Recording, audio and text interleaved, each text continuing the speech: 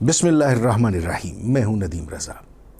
वज़ीर आज़म शहबाज शरीफ को खुदा ने कुछ ऐसा हुनर दिया है कि वो हर चंद रोज़ के बाद कौम को चौंका के रख देते हैं। वो ऐसा ऐलान करते हैं, ऐसी गुफ्तगू करते हैं, ऐसा बयान जारी कर देते हैं जिससे अवाम हैरत में मुब्तला हो जाते हैं कि ये वज़ीर आज़म को क्या सूझी। अभी पिछले दिनों जब आलमी मंडी में पेट्रोलियम मसनूआत की कीमतें कम हो रही थीं तो ये उम्मीद बांधी जा रही थी कि इसका रिलीफ आम आदमी को भी पहुंचेगा, उस आम आदमी को जो महंगाई की चक्की में पिस रहा है, जिसके पास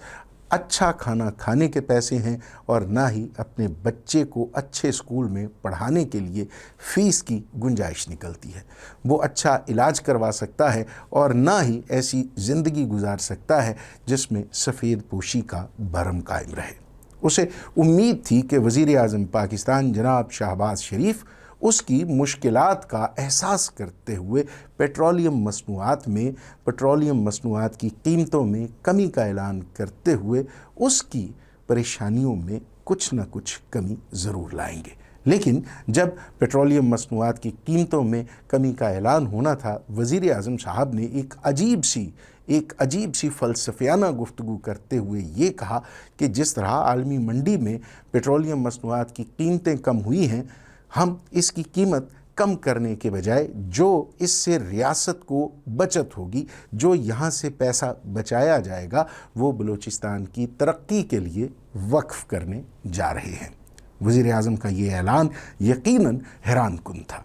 ऐसे वक्त में जब आम आदमी, जब एक ऐसा शख्स जो सुबह मज़दूरी के लिए घर से निकलता है, अपनी 90, 95 या 2000 मॉडल की 70 में पेट्रोल डलवाता है, तो उसको जो 20 से 25 रुपए का उसूली रिलीफ मिलना चाहिए था, अब उसकी जेब से, जो पहले ही हालात का सताया हुआ है, जो पहले ही मुआशी अबतरी का शिकार है, उसकी जेब से हुकूमत ये 20 से 25 रुपए निकाल कर बलूचिस्तान के लिए, बलूचिस्तान की तरक्की के लिए वक्फ करेगी।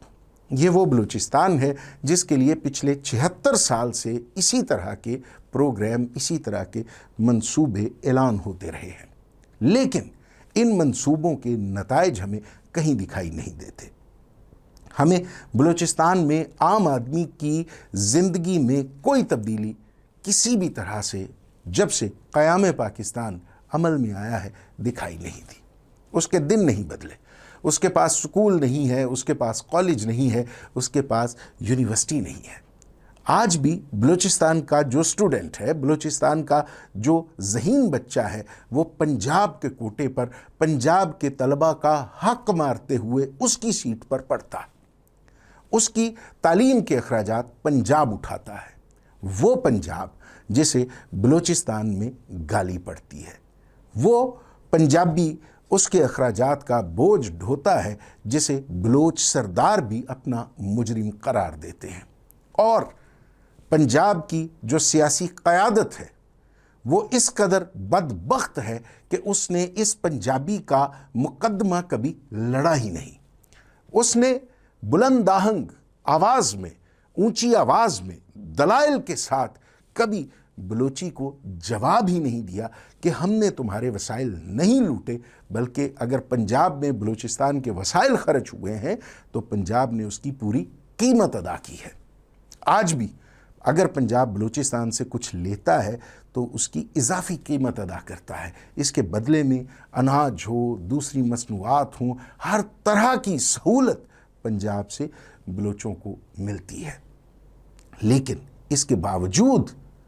बलूचिस्तान में पंजाबी होना जुर्म है जिसकी सज़ा मौत से कम नहीं है। ना सिर्फ बलूचिस्तान में,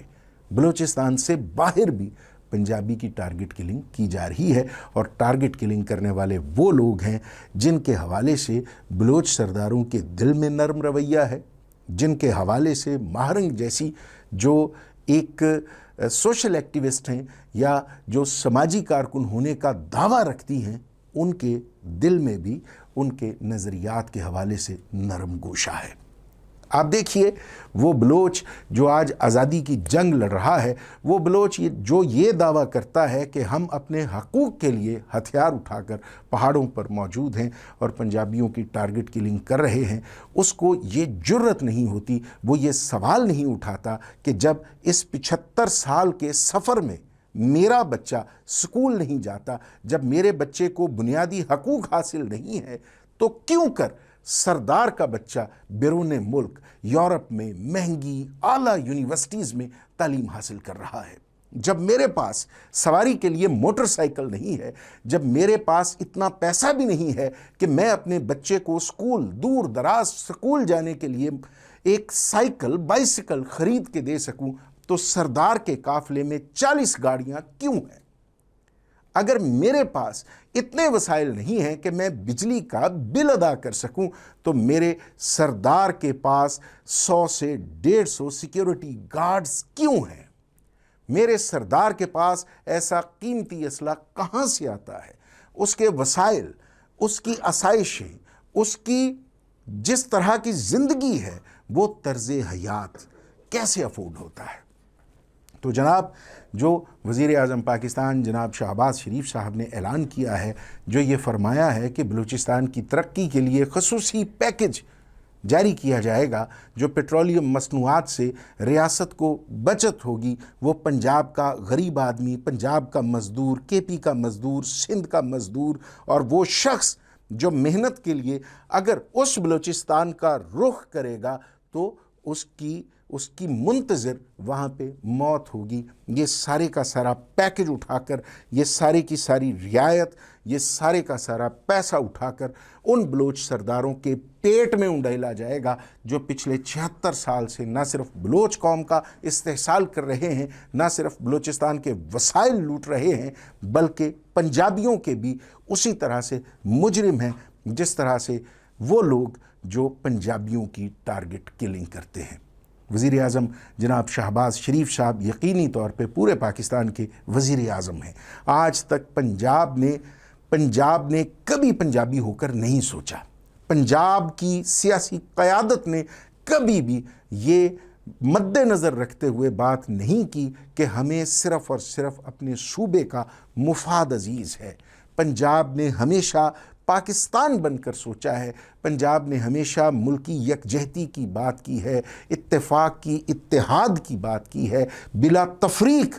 ہر شہری کے لیے اپنے دروازے کھولے ہیں، اپنا دسترخوان دراز کیا ہے، اپنے وسائل کو ان کے سامنے رکھا ہے، تقسیم کیا ہے، اپنا اناج تقسیم کیا ہے، اپنے ہر وہ نعمت جو قدرت نے پنجاب کو دی ہے، اس پہ کبھی یہ دعویٰ نہیں کیا کہ اس پہ حق صرف اور صرف پنجاب کا ہے۔ پنجاب نے پورے پاکستان کو برابری کی بنیاد پہ ان حقوق میں شامل کیا ہے۔ یہ غلط فہمی بھی دور کیجئے کہ پنجاب دوسرے صوبوں سے لے رہا ہے۔ پنجاب ملکی معیشت میں 60% تک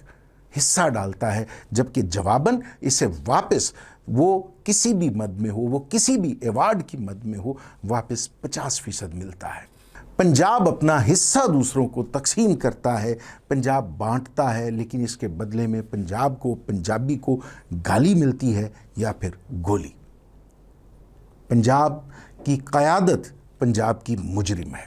پنجاب کی قیادت نے، خاص طور پہ سیاسی قیادت نے، کبھی بھی پنجاب کا مقدمہ اس طرح سے نہیں لڑا جس طرح سے اسے پنجاب کا مقدمہ لڑنے کا حق تھا، جس طرح سے اس کا فرض تھا۔ وزیر اعظم پاکستان جو چاہے کر سکتے ہیں، جیسا فیصلہ چاہے کر سکتے ہیں، ان کے اختیار میں ہے، ان کے پاس اقتدار ہے، لیکن خدا را اس 60% آبادی کا حق نہ ماریے۔ اس 60% آبادی کو یہ سوچنے پر مجبور نہ کیجیے کہ ہمیشہ اسی کو قربانی دینی ہے۔ آپ ایک بار یہ بھی سوچ لیجئے کہ وہ جو پنجاب کا پرامن شہری ہے، جو برابر ٹیکس دیتا ہے، جو برابر ریاست کی مشینری کو چلانے کے لیے اپنا حصہ ادا کرتا ہے، ایک بار اس کے حوالے سے بھی سوچئے، اور ایک بار یہ خیال ضرور کیجئے کہ پنجاب کا مزدور جو ہے، جو پنجاب کا غریب آدمی ہے اس کی غربت بھی اسی طرح سے اسے ڈستی ہے جس طرح کسی چھوٹے صوبے کے غریب آدمی کے دسترخوان پہ بچھی ہوئی بھوک اسے پریشان حال کرتی ہے۔ پنجاب کے مزدور آدمی کا، غریب آدمی کا، سفید پوش طبقے سے تعلق رکھنے والے عام آدمی کا دکھ بھی اتنا ہی بڑا ہے جتنا بلوچ کا، کے پی میں رہنے والے یا پھر کسی سندھی کا دکھ ہو سکتا ہے۔ لہٰذا کسی ایک خطے کو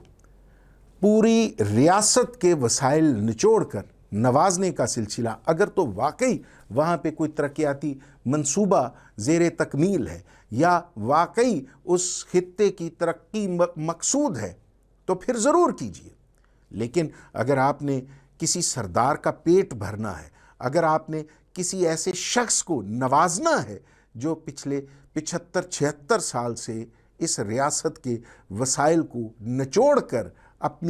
اپنی پگ کا شملہ اونچا کر رہا ہے، اپنے وسائل بڑھا رہا ہے، جو پیسہ اکٹھا کر رہا ہے، جو مال اکٹھا کر کے بھی ریاست پر بھونکتا ہے، ریاست کے خلاف بکواس کرتا ہے، تو پھر وزیر اعظم صاحب یہ ظلم ہے اور یہ ظلم نہ کیجیے۔ ورنہ اب جس حد تک پنجابی پہنچ چکا ہے، اب پنجاب سے وہ لوگ آوازیں اٹھا رہے ہیں جنہوں نے کبھی اس حوالے سے بات نہیں کی تھی۔ لہٰذا آپ سیاسی پوائنٹ سکورنگ کے لیے ایسے فیصلوں سے گریز کیجئے جو پنجاب اور بلوچستان میں مزید فاصلے بڑھائیں۔ اللہ تعالیٰ اس ریاست کو مضبوط بنائے، اس ریاست کے چاہنے والوں کی خیر ہو۔ اللہ رب العالمین پاکستان پر اپنی رحمتوں، برکتوں اور نوازشات کا نزول رکھے۔ اجازت دیجیے، خدا حافظ۔